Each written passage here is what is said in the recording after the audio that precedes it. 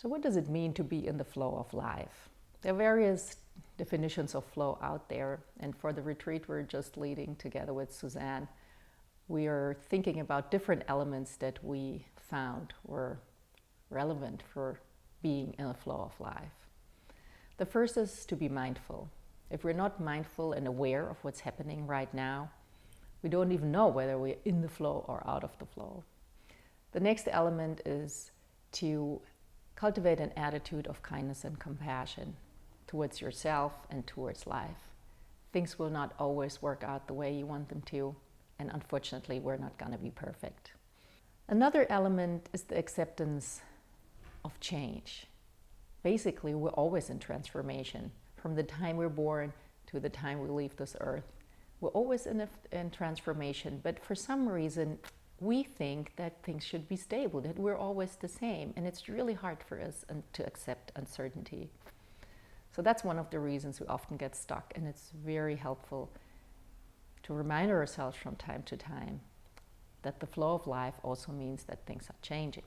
It also implies the magic of life, the magic of renewal, the magic of transformation, the magic of change, the magic of something completely new happening in our lives.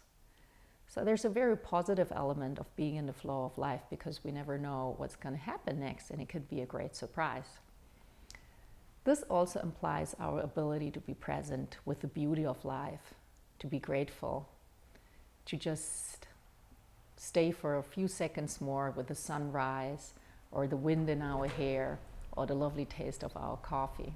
Being with the flow of life also means to give up resistance against life, which is really hard for us, especially in our society that we think we can control everything. We can get an insurance for everything, and we can plan our vacation in a year's time, and we can hold on to things. So giving up this resistance to life is a very important thing, and just giving up some of our sense or of need for control maybe.